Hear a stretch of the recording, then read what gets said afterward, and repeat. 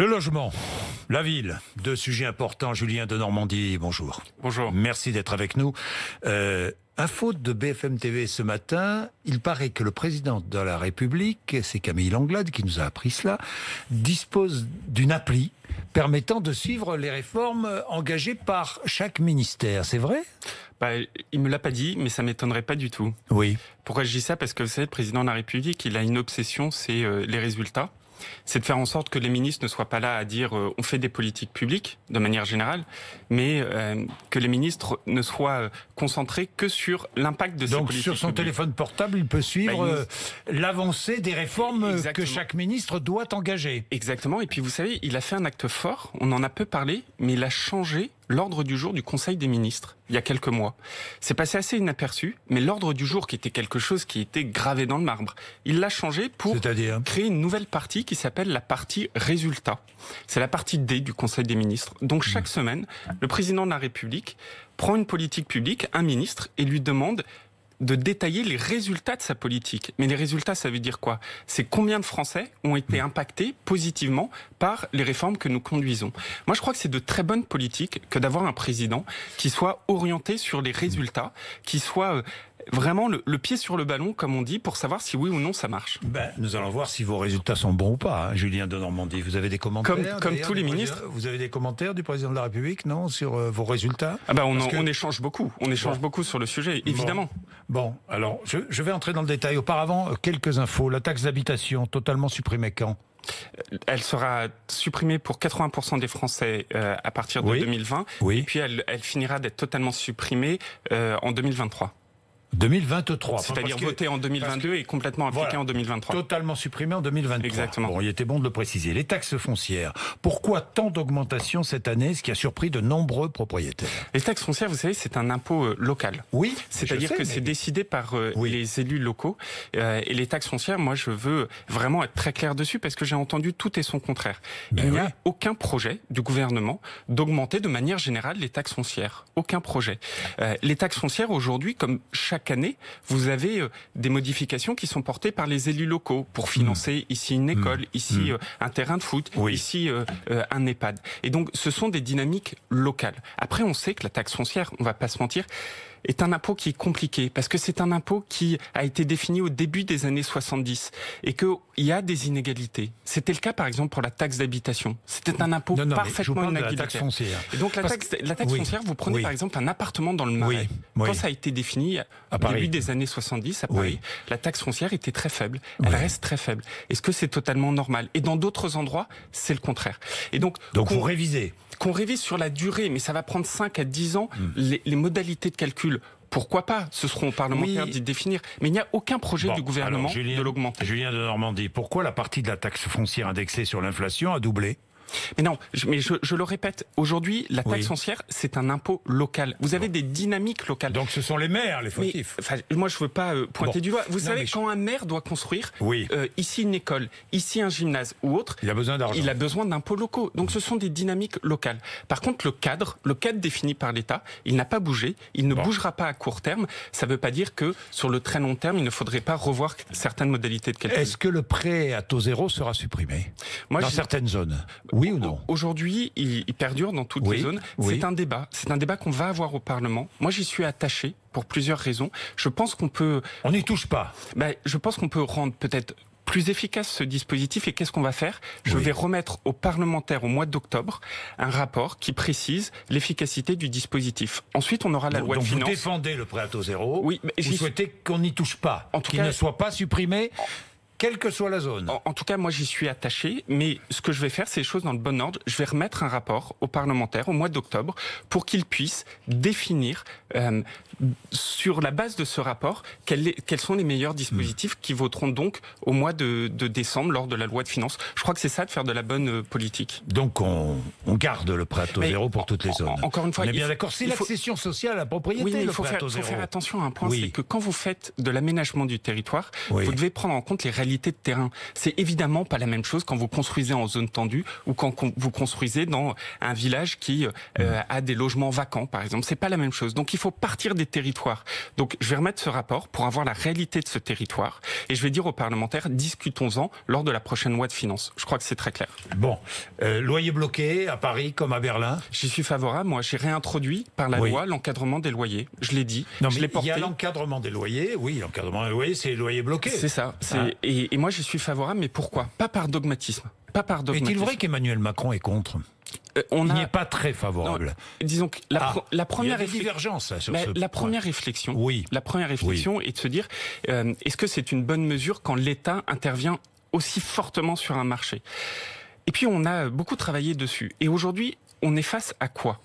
Quand vous prenez une ville comme Paris, que vous êtes femme à la tête d'une famille monoparentale, que vous êtes un étudiant, c'est juste impossible de se loger. Est-ce que c'est souhaitable ? Est-ce que c'est normal ? Il n'y a pas qu'à Paris maintenant, il y a Bordeaux, Lyon, de nombreuses villes. Et moi, je pense que c'est un vrai sujet de société. Et donc, je n'accepte pas que des villes se dépeuplent des classes populaires, se dépeuplent de certaines populations. Et donc, face à ça, je dis, il faut effectivement, dans une ville comme Paris, introduire cet encadrement des loyers. J'y suis favorable et je l'ai même fait voter dans la loi pour permettre à la mairie de le faire.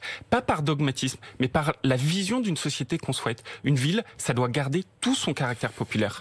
La rénovation des logements, pourquoi ne pas rendre obligatoire la rénovation avant de pouvoir louer un logement ? C'est une sacrée question. C'est une bonne question. C'est une bonne question. Julien de Normandie. Intuitivement, vous vous dites, c'est un scandale de louer une passoire thermique. Donc, évidemment. Obligeons tous les propriétaires, ou plutôt interdisons aux propriétaires de les louer. Il y a un problème. Vous savez combien il y a de personnes qui vivent dans des passoires thermiques aujourd'hui dans le marché locatif ? Plusieurs millions. Il y en a 7 millions. C'est un Français sur deux qui loue un appartement, qui vit dans une passoire thermique. Je vous laisse imaginer si demain, moi, politiquement, je dis, on arrête tout. Interdiction de louer. Vous faites quoi de ces 7 millions de personnes ? Vous faites quoi de l'ensemble de ces 1 locataire sur 2 ? Et donc moi, obligation pour le propriétaire d'effectuer les travaux. Et voilà, c'est ça que j'ai fait. On a dans ce cas-là dit, on ne fait pas une interdiction. Donc on donne un délai. Exactement. On donne un délai aux propriétaires. Exactement. C'est ce qu'on a fait par la loi énergie-climat. On a dit à tous les propriétaires, vous allez avoir une obligation d'ici 2023 de faire les travaux de rénovation avec des sanctions, énergétique. Si les travaux ne sont pas faits, interdiction de louer. Et les sanctions, nous allons les définir en fonction de l'avancée au début de l'année 2023. Quelles pourraient être les sanctions ? On verra, ça va dépendre des avancées. J'imagine mais on le fera dans cet le ordre. propriétaire tarde à mettre son logement en conformité, il faut bien le sanctionner. On le sanctionnera, mais vous voyez, dans la vie, vous avez deux façons d'agir. Soit vous interdisez de manière bête et méchante. Tout de suite, exactement. Tout de suite, mais soit vous donnez un délai. Soit vous obligez. C'est ce que vous ferez, vous donnerez un délai. Non seulement c'est ce qu'on fera, mais on l'a déjà fait. Par la loi votée il y a 4 mois. Oui, mais on va dire elle ne prévoit pas de sanctions. Elle dit, entre 2023 et 2028, tous les propriétaires, vous avez l'obligation de faire les travaux. Et les sanctions, on les déterminera en 2023. Vous les déterminerez. Exactement. Les sanctions ne sont pas déterminées. Elles ne sont pas à ce stade déterminées, mais la loi précise qu'elles seront déterminées. Et pourquoi on fait ça ? Parce que la première chose à faire entre maintenant et cette obligation, c'est d'inciter les propriétaires à faire les travaux. C'est de les accompagner. C'est trop facile de jeter les propriétaires en pâture en disant il n'y a qu'à. Et donc moi, mon boulot, c'est je les accompagne, je les incite les prochaines années. Ensuite, je les oblige. Et s'ils n'ont pas fait, on prend les sanctions. Je crois que c'est comme ça qu'on emporte les gens, qu'on fait avancer les choses. Alors, il y a ces logements passoires, et puis il y a les logements indignes. Les marchands de sommeil. Un scandale. C'est un scandale. Je suis locataire. J'imagine, je suis locataire. Comment puis-je savoir si je vis dans un logement indigne ? Vous en rendez compte tout de suite. Vous avez un trou dans le parquet, vous avez votre matériel électrique, votre compteur électrique qui est sous votre lavabo, vous avez de la moisissure partout, vous avez des fissures. Et puis, après, votre propriétaire, vous l'appelez, il vous répond jamais, sauf la fin du mois où il débarque et il vous demande de payer en black le loyer. Et ça, malheureusement, c'est des milliers de personnes qui sont concernées. Et quand je dis des milliers, c'est des dizaines de milliers. Et plus encore, même. Et le problème de fond, quel est-il ? Il y en avait deux. D'abord, les marchands de sommeil, ils vivaient dans un sentiment d'impunité scandaleux. Et donc, pour faire face à ça, on a modifié les sanctions. Et aujourd'hui, un marchand de sommeil, je leur ai déclaré la guerre, ils sont concernés et considérés comme des trafiquants de drogue. On applique, rendez-vous compte, les mêmes sanctions pour les trafiquants de drogue maintenant et les marchands de sommeil. Mais je vis dans un logement indigne. Je ne connais pas trop bien mon propriétaire, je ne le connais même pas du tout. Je fais quoi? Alors aujourd'hui, vous avez raison, c'était le deuxième problème. Vous sentiez complètement démunis. Vous saviez pas quoi faire. Je fais quoi? Et donc aujourd'hui, et je vous remercie de m'avoir invité, on lance, ça commence aujourd'hui, une plateforme d'accompagnement. Un numéro de téléphone, le 0806 706 806. C'est une plateforme d'accompagnement qui fait que dès que vous vous sentez sous l'emprise de ces malfrats, de ces escrocs, de ces marchands de sommeil, vous appelez ce numéro de téléphone et derrière vous avez quelqu'un qui vous accompagne, qui vous dit mais vous savez monsieur, madame, vous avez des droits, vous avez un accompagnement qui est possible. Vous pouvez dénoncer ces personnes. On est là pour vous accompagner. Parce que l'atrocité de ces marchands de sommeil... Si je dénonce, j'appelle ce numéro. Vous appelez ce numéro, vous avez des informations que vous nous donnez, j'appelle ce numéro. 0806 je dénonce, 706 806. Que se passe-t-il? À ce moment-là, vous avez des professionnels. Le professionnel va vous dire, vous savez, face à ça, on envoie les services de la mairie, on envoie les services de ce qu'on appelle l'ARS, c'est-à-dire les pouvoirs de police vis-à-vis de ces logements. Ça va durer des semaines et des semaines. Mais je suis toujours dans le même logement. Mais pas du tout. Enfin, je veux dire, je viens de Normandie. Vous ne pouvez pas me reprocher de ne pas essayer de faire accélérer les choses. C'est précisément parce qu'aujourd'hui, ceux qui sont sous l'emprise se sentent démunis. Interdisons l'acquisition de biens immobiliers à ces marchands de sommeil. Mais oui. Et vous saviez, avant que je ne passe une loi qui s'appelle la loi Elan, il y a 6 mois, le scandale, un marchand de sommeil qui se faisait choper, il avait la possibilité de garder le bien. Il avait souvent la possibilité d'aller racheter d'autres biens sur le marché. Mais dans quel monde vit-on? Maintenant, par la loi, quand quelqu'un se fait attraper parce que c'est un trafiquant, non seulement il a les sanctions des trafiquants de drogue, mais en plus de ça, on réquisitionne son bien. Et en plus de ça, pendant 10 ans, il n'aura plus le droit d'acheter un bien immobilier. Vous savez, moi, il y a un truc qui m'a beaucoup marqué. J'en ai visité beaucoup de logements de marchands de sommeil. Il y a quelques mois, j'étais avec la garde des Sceaux, Nicole Belloubet, parce qu'il faut faire ça avec la justice. On était à Pierrefitte. On visitait pour accompagner des pauvres locataires sous l'emprise d'un marchand de sommeil. Le marchand de sommeil, il a vu qu'il y avait du bruit, il a débarqué. Et il nous a vus, il est venu papoter. Un sentiment d'impunité insupportable. Et donc moi, je dis à ces marchands de sommeil qu'une véritable guerre leur est déclarée, que maintenant ils seront considérés comme des trafiquants de drogue, qu'on va réquisitionner leurs biens et que pour accompagner ceux qui sont à leur merci, qui sont soumis à leur pression, qui vivent aux dépens de ces marchands de sommeil, on les accompagne en créant cette plateforme. Derrière ce numéro de téléphone, il y a des professionnels pour leur dire « Vous avez des droits, on est là pour vous aider ». Julien de Normandie, insupportable. Oui, très bien, insupportable ce que font les marchands de sommeil, mais insupportable aussi dans le logement d'urgence, ce qu'on voit.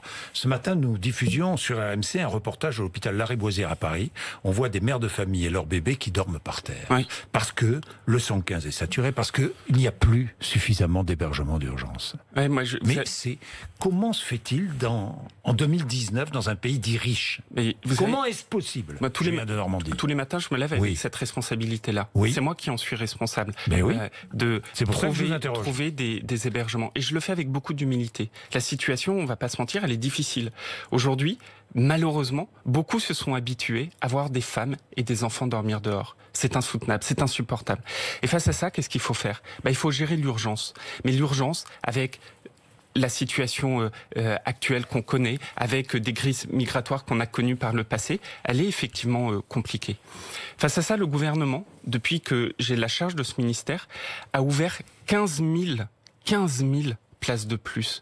Au moment où je vous parle, chaque soir, Jean-Jacques Bourdin, chaque soir, c'est 145 000 personnes que j'héberge avec les associations, chaque soir. Et on ne cesse d'en ouvrir plus. Et vous en ouvrez, et il y a toujours des hommes, des femmes, des enfants qui sont dans la rue et qui n'ont pas d'hébergement d'urgence. Qu'est-ce qu'il faut faire pour... Donc que faire? Qu'est-ce qu'il faut faire pour régler durablement cette situation? Gérer l'urgence, je viens de le dire. Et puis surtout, passer à une politique qu'on porte avec la Fondation Abbé Pierre, qui s'appelle la politique du logement d'abord. Quand vous mettez une personne malheureuse dans la détresse, dans un hébergement d'urgence, c'est un abri. C'est pas un logement, c'est pas une adresse. C'est impossible de se réinsérer. Est-ce qu'il y a une baisse des dotations de l'État? Non, elle est en augmentation. Oui ou non? Non. non, elle est en augmentation. C'est pas ce que dit Emmaüs, par exemple, qui dit... Non seulement elle baisse donc pas. Donc Emmaüs ment. Non seulement elle baisse pas. Mais moi, je travaille très bien avec Emmaüs, je suis pas là pour... non seulement elle ne baisse pas, elle l'augmente, et dans le prochain budget que je présenterai bientôt, elle l'augmentera à nouveau. Combien ? Environ 100 millions d'euros. De plus sur un budget de 2 milliards d'euros. Oui. C'est ça la réalité. Parce que moi je me bats pour ça. Mais il faut gérer l'hébergement. C'est-à-dire 5%. Mais attendez, il faut gérer l'hébergement et de l'autre côté, il faut faire ce qu'on appelle cette politique du logement d'abord. C'est dire aux personnes, je vais vous sortir de ces centres d'hébergement et vous donner un vrai logement. L'année dernière, on a porté cette politique, on a fait sortir de situations de précarité, d'hébergement précaire, 70 000 personnes. Donc, je le dis avec beaucoup d'humilité, parce que la situation, elle est difficile. Mais je peux vous dire que je vous le dis aussi avec énormément de détermination. Pourquoi est-elle difficile ? Parce qu'il y a de plus en plus d'étrangers qui... Vous avez deux raisons. Vous avez deux raisons, je vais vous répondre. Parce qu'il y a de plus en plus d'étrangers qui viennent en France, légalement ou illégalement. Vous avez d'un côté la pression migratoire, on ne va pas se mentir, et puis de l'autre côté, la paupérisation qu'on a vue de certaines personnes. Les demandes de droit d'asile sont en très forte augmentation. Il y a donc de plus en plus de déboutés du droit d'asile. Et ces déboutés errent parfois dans nos villes. Mais c'est pour ça qu'il Vous le savez ? Mais je viens de Normandie. Je suis confronté tous les jours. Oui. Et c'est pour ça que moi je vous dis, aucune naïveté dans tout ça. La grandeur de la République, c'est de pouvoir accueillir ceux qui doivent être accueillis. C'est l'un des sujets. Ceux qui doivent être accueillis. Mais la fermeté de la République, c'est dire aussi à ceux qui n'ont pas vocation à rester sur le territoire national que leur destin, leur avenir, il n'est pas. Il y aura un débat sur l'immigration à la fin du mois à l'Assemblée nationale. J'imagine que le gouvernement présentera peut-être à l'occasion des mesures. Mais vous savez, le gouvernement nouvelles. Non. L'objectif du débat, concernant ces déboutés du droit d'asile, par exemple. L'objectif du débat, c'est de faire en sorte que ce qui a été mis en œuvre puisse être là aussi évalué, et puis de voir quelles peuvent être les nouvelles solutions prises. Le gouvernement, il a fait un choix. Et qu'on doit mettre en application très, très rapidement, encore plus fortement, c'est de faire en sorte que quand un demandeur d'asile arrive, on puisse traiter sa situation, c'est-à-dire lui dire est-ce que oui ou non il peut rester le plus rapidement possible. Il y en a de plus en plus et que le nombre de déboutés du droit d'asile est de plus en plus important. C'est pour ça que je vous dis aucune naïveté là-dessus. Ouais. Il faut accueillir ceux qui ont vocation à être sur le territoire et puis avoir le courage de dire à ceux qui n'ont pas vocation à être sur le territoire qu'ils doivent repartir et repartir dans les délais les plus courts. Parce que le drame humain, c'est quoi ? C'est les pauvres personnes qui arrivent et à qui vous dites au bout de 2 ans, 3 ans, 4 ans, ah non en fait, vous n'avez rien à faire ici. Mais leur cadre de vie, ils l'auront constitué dans notre pays. Et donc c'est ça la nécessité d'avoir une politique du droit d'asile humaine, sans aucune naïveté et la plus rapide possible. Est-ce que l'AME sera réformée ? Ça, il faut que vous en parliez avec la ministre de la Santé. Mais de la même manière. J'en ai parlé déjà, mais je vous pose la question quand même. Mais l'AME, il y a des choses. Il y a toujours un lien. Prendre soin et s'assurer de la santé de celles et ceux que nous accueillons, y compris pour la santé du pays tout entier, est une nécessité. Maintenant, est-ce que le système de l'AME ne crée pas aussi certaines dérives ici ou là ? Vous posez la question ? Moi, je pense que dans certains cas, on le voit bien, il y a certains pays qui se disent à certains de leurs compatriotes, allez en France, on soigne très bien et c'est gratuit en France. Bon, ça peut pas être acceptable. Vous êtes d'accord, vous et moi. Et donc, de se dire qu'on pose le cadre pour savoir... Donc il y aura une réforme de l'AME. On ne doit pas avoir de tourisme médical en France. Donc il y aura une réforme de l'AME. En tout cas, c'est un sujet qui est porté par la ministre de la Santé. Mais moi, je souhaitais une réforme de l'AME. Là aussi, sans aucune naïveté, je souhaite que les débats y soient portés, décidés, parce que notre grandeur, c'est de bien accueillir, mais il faut, à un moment donné, avoir aussi raison garder. On ne peut pas avoir du tourisme médical, évidemment, vous le comprenez, vous et moi. Je termine avec Levallois-Perret. Est-ce que vous savez vous le savez, vous êtes plus au courant que moi, que le Premier ministre, le Conseil des ministres peut révoquer le maire ? Oui, alors vous devez il faut qu'il y ait des raisons. Il n'y a pas de raison ? Vous savez, vous êtes là sur un. Vous m'interrogez sur un commentaire de décision de justice et sur un comportement. Non, je parle pas du commentaire de la décision. Il y a une réalité. Il y a un maire. Ça arrive de révoquer des maires pour des fautes de gestion. Et il y a une première adjointe qui veut le remplacer, qui a été condamnée aussi à 3 ans de prison. Est-ce qu'on doit révoquer Quand est-ce que vous... Mais attendez, le maire de Levallois être élu, c'est quand même l'acte démocratique le plus fort. Le jugement, au-delà du jugement judiciaire, le plus grand jugement qui sera apporté au Balkany est un jugement électif, évidemment.